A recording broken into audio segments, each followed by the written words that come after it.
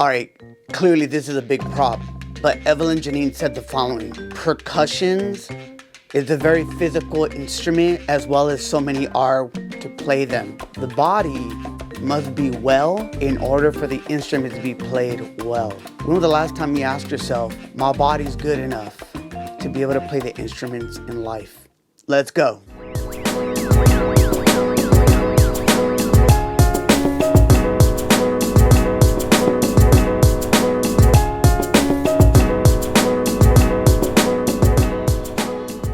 Hola, ¿qué tal, mi gente? This is Noan el Boricua. Welcome to another episode here at Pasión podcast.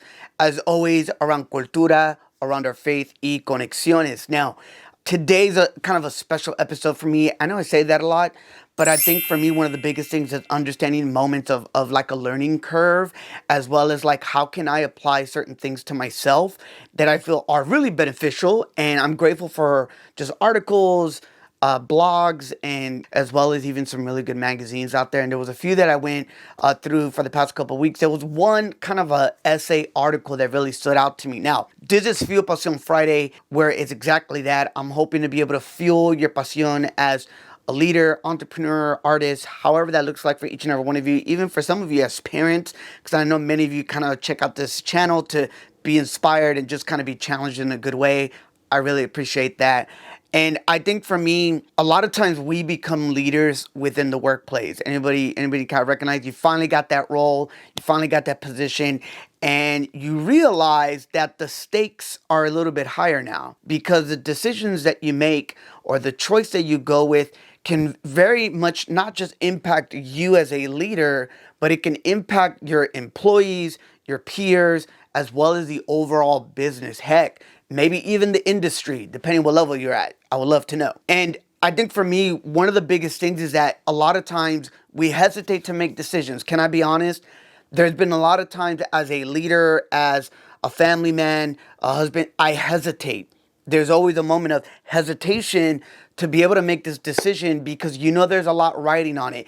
And there's a lot of us, we overthink, right? Sometimes we're just constantly overthinking, what if this, what if that, what if that? But I kind of want to reassure some of you of like, how can we approach ourselves within the industry that we're in, or for maybe those that are actually doing some amazing work in the community. I just kind of want to share some thoughts, and I hope it's a benefit to you guys. And I hopefully, at the time you watch this video, maybe you can reflect and actually ask yourself, have I ever considered some of these questions before I make a decision? So one of the first things that I kind of want to recommend to you guys in this article that was really amazing is the following. Ask yourself, what's not at stake? And Theodore Kinney wrote this amazing article about this, where I think the biggest thing is like, okay, I'm about to make, because here's the thing. A lot of times we make these decisions and we get very full of anxiety. There's moments of like pressure, presión. That's the word. My apologies. I need to back up. Back up. That's actually the word of today is presión, pressure. You have this, and what do you do with this? Well, one of the things that the author or, the writer of the article said was, ask yourself what's not at stake. So I'll give you guys one. A shout out to some of my peers, currently present and past, that have always been there for me when I've had some moments of anxiety, freaking out. Like, yo, I'm about to make this big presentation. This is kind of a make it or break it. You know what's not at stake? That I know that I was going to go home and my lovely wife and my boys were going to be there, excited to see me come back home. And I think a lot of times when I thought about that, I realized, yo, what is at stake? I'm just doing my job. The beauty is that when I go home, my true calling and love is there, and that's my family.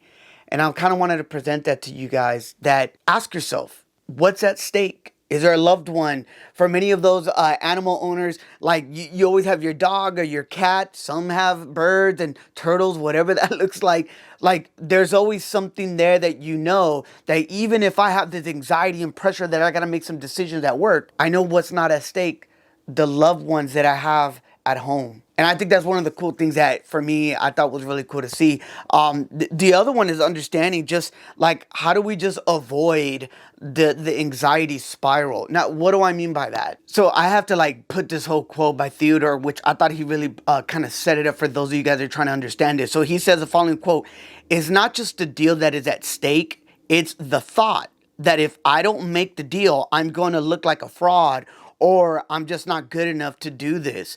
So in other words, he says to be able to counter that, he recommends of seeking evidence for the stakes you associate with the challenge and being objective by asking yourself how you would view someone who didn't succeed in meeting that challenge. And if you're still like in that doubt, then just know like, yo, like I shouldn't put all this commotion in it. The next one that I really like is kind of just saying, let go of the ego-driven stakes. And I think for a lot of us, when I kind of think about this, is that, and I've been, someone that does this, like you either blame or you credit the leader in your industry for like all the things that they do. And I think what's cool about this article is that we often don't understand that you only need to know how to acquit yourself. Meaning like just let go of the ego and know what's really at the source of what you're trying to get to. And that should allow you to be able to make those decisions. Look, nobody's perfect. We all make mistakes. But I think it's the beauty in failing forward, something that I really believe in, that gets us to where we want to get to. And the last one is just to be able to just, again, con la presión, how do you gauge what is urgent? When was the last time you were in a situation as a leader or peer or coworker where you had to make a decision and there was pressure associated to that? Because here's the thing. He talked about like peak pressure points. And I think for us, we need to understand that at the peak of these pressure points, we need to really ask ourselves, what's the worst thing if I force the action or decision? Or the other question is, what can happen if I delay the decision? Can I share with you guys that I've delayed a lot of times, even to the point where a lot of my peers are like, yo, why are you taking so long for a decision? And I think a lot of times it's because, and this is something that I just really believe, you got to be very thorough. Like really kind of like, the saying, dot your I's, cross your T's. And I think that's something that's really important for us as we're constantly working as professionals in all that we do. Look, if you're going through some anxiety, if you're constantly pressured by making some big decisions or even minor ones, remember what's at stake. Remember what you have at home. Remember that sometimes you got to let go. Remember that you just got to understand some of these peak pressure points. And my hope is that maybe you can apply this. And again, shout out to Theodore on this amazing article. And for me, that's what it's all about. Now, I opened up with this episode with, the djembe, which I have right here. And this video, I originally would record on another day, but there was some really big news, and so I'm not trying to get emotional because I already got emotional, but this week is kind of hard because someone in my church family passed away, and his name is Eddie. We call him Brother Eddie. He was a conga player. He played here at our local church, and the beautiful thing about him for me was that he was Puerto Rican. He was Boricua, and he was an elder and passed away, and unfortunately passed away from a lot of what's been going on in these past couple years. And I don't want to get into this whole thing about it, but just please be safe. Please take the necessary steps that are best for you. I think for me, like, so look, here's the thing. One of the greatest things that I ever enjoyed about growing up with my abuelita was that she showed me the ropes. She was very honest in her storytelling. She gave me a lot of hope. She was honest in letting me know that there were going to be haters in your camps as you move up or as you're trying to make some big leaps in your life. And that was something that I've always appreciated about my abuelita. When I think about presión, the pressures of life, I always knew that I can understand of knowing these stories of the elders in my life. And it was something why I loved to be able to talk to the elderly, to be able to open a door for them, to be able to have a conversation if I saw something that we related on. And for me, Eddie and I, we related in being Puerto Rican. We related that we're both drummers. And that was something that was amazing. So last year we lost one of our pastors. He was up in age, and God called him to heaven. On my heart, locally from my church, I wanted, and I've been asking God, like, yo, how can we honor our elders? Look, can we keep it 100? We don't really give the time and day to all of our elderly people and population, but yet there's some of the most beautiful people, the most amazing storytellers in the world. And it was put on my heart that I presented this project. So think about like the pressure of presenting to the leaders of the church, that I wanted to start a podcast to be able to interview the elders of our church. Now, for many that don't know, the church that I'm at was actually founded by immigrants, by that of Cuban descent, that they actually left Cuba in order to seek refuge and actually started a church. And it was a few families, and here we are 50 plus years later, and we have a wonderful array of just Latin America within this church and community. Because I'm grateful for those Cubans that came, los cubanos que vinieron.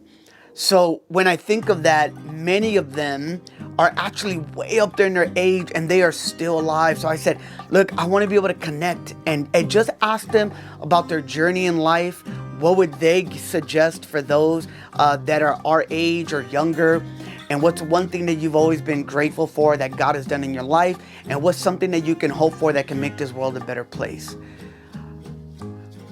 So Saturday was supposed to be my interview with Eddie, because we had to cancel. He couldn't make it back in November, December, too many projects. We left, my family, we went out of town. When I got back, he was already ill, and I was trying to get a hold of him. And I just remember this. He asked me, why you want to talk to me, man? Why? And shout out to my guy, Jason. Every time he used to come, he had these orange sunglasses, and we would always call him the Puerto Rican's Tony Stark. The guy just had style. And I remember, he would always see me wearing my different shoes, how colorful they are, and specifically the Cortez shoes, where he said that if he wore the ones that I had, he would get shot back in the day in New York. And I thought it was really interesting. And I gifted him a pair of walking shoes, a Cruiser one. And I don't know if you ever had a chance to check them out. I never had the chance to have the conversation, because he lived in New York and he had some great stories that it was the reason why I wanted to validate his story. And my hope was that if I can get the story out, that it can be a story for generations of his or her family. With that being said, we've heard it before. Make sure you give those roses, whatever the term is, give people their due. Send a text, make a phone call, send a photo that you're reminded of how beautiful they are, how great they are. Look, they don't have to be famous people, we know that. Some of our most dearest abuelitos, abuelitas are legends in our family, patriarchs. And I know you guys can relate. And my hope is that, and my prayers for Eddie and his family, is that they can be able to go forward during this time. And my condolences to each and every one of you. And, the beat goes on. The beat goes on. El ritmo sigue pa'lante. Y, bueno, Eddie, te agradezco. Te amo de lo profundo de mi corazón. Y más que todo, te agradezco por siempre reconocer que el ritmo, the rhythm has to be well. That was something that he would always say, let me see your hands. And he would say, nah, you ain't good for a percussionist. But he did say, but if you're strong enough, here, you can make it happen. I hope you guys can make it happen in your life. Remember, be well physically, spiritually, mentally, in order to be able to play the instruments that have been God-given to each and every one of you guys. Excel in your talents and your gifts, and be able to pay it forward. There's no one in Boricua.